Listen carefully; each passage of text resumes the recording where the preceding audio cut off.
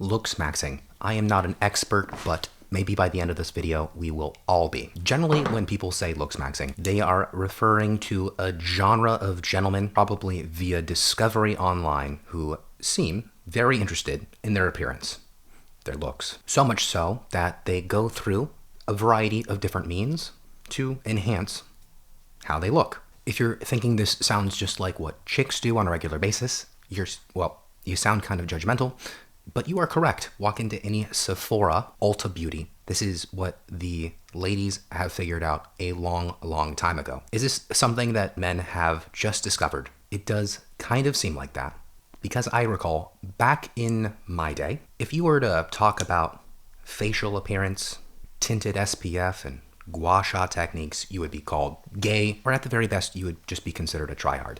I personally love the fact that men can speak freely about these sorts of things. But I do think it's a good idea to become skeptical of relatively new things, especially if they're fed to you by the algorithm. And especially if there are two X's in the name that do not belong. So in this video, I would like to figure out what the hell looksmaxxing really is, see how long it's been around, the origin story, see the current state of affairs and what the common practices are, and I'm going to give a brief idea of where I think this whole thing's going. What I will absolutely not be doing in this video, it is not right for you if you are looking for lymphatic draining techniques, how much potassium you should be taking before you go cross-eyed, my take on retinol versus vitamin C, brand recommendations, etc. But I want to lay a foundation, just in case one day I actually do make those videos. I don't want to come off as hypocritical. This is totally stuff that I'm super into. There are absolutely too many people talking about strategy, product,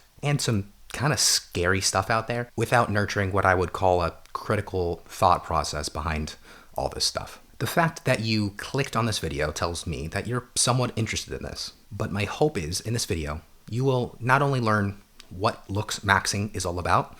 If you already know what it's about, I bet you'll learn something new in the process, but I think it says something about us fellas who are actually interested in this, so I think we'll probably learn something about ourselves too. Give me your soon-to-be manicured hand, and let's walk through this garden of looksmaxxing together. What is the actual definition of looksmaxxing? A self-directed practice focused on optimizing physical appearance through targeted intervention in grooming, body composition, facial presentation, posture, lifestyle habits, and in some cases, medical or cosmetic procedures, with the goal of increasing perceived attractiveness and social desirability. Nothing in there says it's exclusively to men, but you tell me, have you seen any women talking about looksmaxxing? Based on that definition, it does seem like it is very facially driven. I have been delighted to see that some of these looksmaxxing influencers online do talk about some of the more obvious stuff, lifestyle things, drink enough water, exercise, eat healthy food.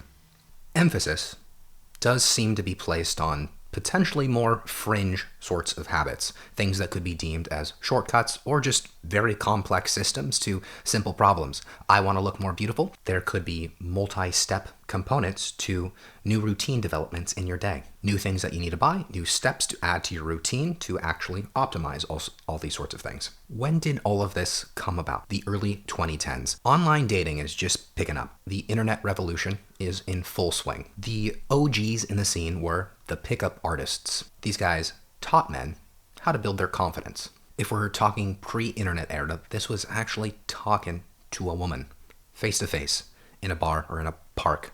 She's walking her dog. Scary. The pickup artists were all about building confidence to say, hey, you look good. What's your dog's name? That kind of stuff.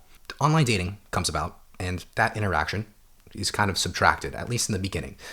All of this becomes a lot more important. Before looksmaxxing, maxing was already a thing in the gaming and fitness world. Optimization, PRing, you add in the vanity component, the philosophy sort of just writes itself. So we got the men who are tremendously more interested now in their physical appearance. Some of the big things that the community focuses on: lymphatic draining, skincare, and grooming. Some of the slightly less emphasized, but equally important, if not more important, the diet, the exercise. And to lesser degrees, your posture, your teeth whitening. People love to talk about jawlines, leanness, the hollowness of your cheeks. They are very face-first optimized in the looksmaxxing space. All of these practices, stuff that you can get over the counter, things that you can raid from your girlfriend's medicine cabinet type stuff, this is what we call Softmaxxing. Get a little bit more advanced, get into some of the darker corners of the internet here, and we get what's called Hardmaxxing. Bone smashing, diuretics, surgery. Nice. I kind of like that. I like the extreme side of this. No more pussyfooting around with this little stuff. I'm going to go all in. I admire the commitment. I had vaguely heard people talk about looksmaxxing, but kind of in the same way that 10 years ago everybody was talking about the cronut. If you lived in most of the world, you'd never seen a cronut, but you just heard people talk about it. But then you get on social media, and every post now is a visual of a cronut. I kind of think that looks yummy. I've been on a social media app, generally, my IG, that has been curated for 10 plus years. It knows me pretty well, had not been subjected to this sort of content. I have been on TikTok more recently, though. I got to experience, first and foremost, having a pretty virgin algorithm learn me for the first time. It took a couple weeks, a couple scrolls. It started off with just some boring stuff that I wasn't interested in, dance videos, dog stuff, weird foreign stuff. But I eventually opened it up about 2 weeks into this whole process, and it's looksmaxxing video after looksmaxxing video. TikTok thinks I'm into looks, and as it turns out, I kind of am. It has been fascinating looking at this from the context of having very little cultural exposure to this over the years. I've been able to spot a few things, mainly the assumptions that looksmaxxing seems to make right off the jump, because we're all looking through screens now, especially in the dating world, that it assumes that attraction is primarily visual, and it defines beauty as something that's relatively objective, something that you can repeat. There are definitive ways, steps that you can take to get to an end result that would be defined as more beautiful than it was before. That whole beauty in the eye of the beholder becomes a little bit more irrelevant. Maybe there is some truth to that. The abundance of all of this content does suggest that the market was really hungry for it. There are a lot of people out there and are quite sure that it is a solution to some of their problems. In the dating community, at least, it does assume that this optimization could reduce rejection, reduce the uncertainty. I personally think that beauty is more objective than we make it out to be. If you want to dig into this a little bit more, I encourage you to look up the philosophy of Plato.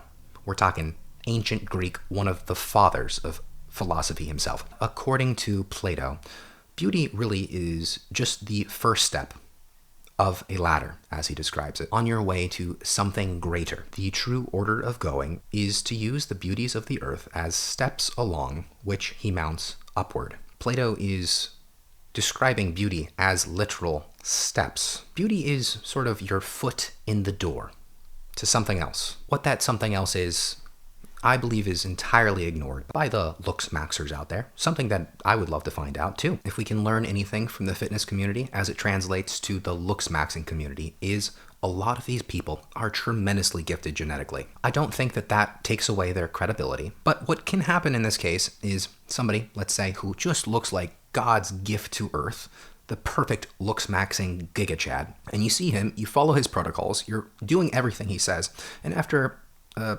prolonged period of time, you aren't quite getting the results that you would expect. You don't look like the Chad. One can get frustrated. One can give up entirely. I don't want you to give up on beauty. I do not begrudge any of these fellows out there who are taking advantage of their appearance and doubling down on developing an audience, talking about the ways that they got to where they are. I don't want you to be disappointed to hear that they would look like that regardless. That brings me to the practical takeaways as we have examined looksmaxxing from its very beginning to its current state of affairs. I think in the next couple years, we're going to have a crazy amount of advancement with medical tech, medicine, giga chad, and a pill. Just you wait. All of us can be beautiful in the way that we define it without the bone smashing. It does seem like anything that calls itself a movement carries with it extremes, extreme protocols, extreme financial investments, extreme names. And us boys, we love extremes. With any movement, it is important to become dubious of the charlatans out there. You are going to see other videos on this subject. Take a look with a critical eye. Anybody giving you certainty without the nuance. The challenge with looksmaxxing is that it promises that you are arriving. But what if we look at beauty as a process? A process that potentially never ends. Let's take it from the females. They don't act like this is some extreme means for optimization. They have treated beauty like maintenance. Maybe that's something we can adopt. The critics of looksmaxxing will have you believe that is entirely about vanity, and I think that is lazy. Men, we are clearly yearning for something greater. Community being one of them. A group of guys who can earnestly, loudly, proudly say, I want to look pretty, goddammit. There's nothing wrong with that. The extremes, man. The extremes. They are so enticing.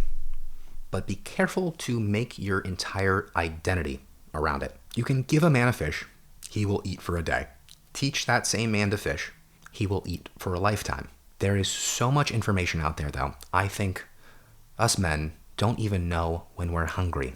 The internet, all these movements out there, it makes your stomach growl and it becomes confusing what you are even craving.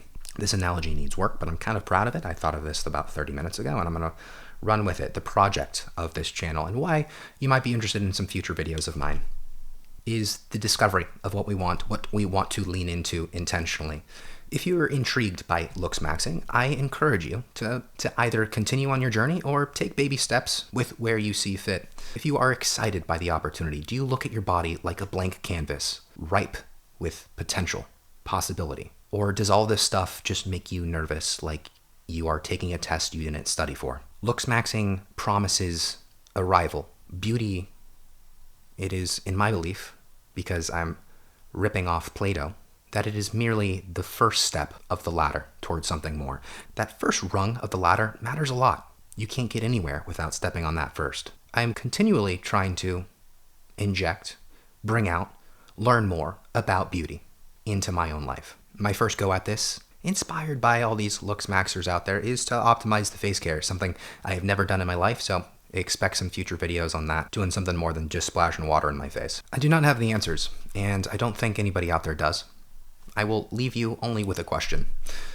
Why is it that you want to be more beautiful? Is it for control? Is it for power? Is it to avoid something you are afraid of? Or is it to feel more at home in your own body?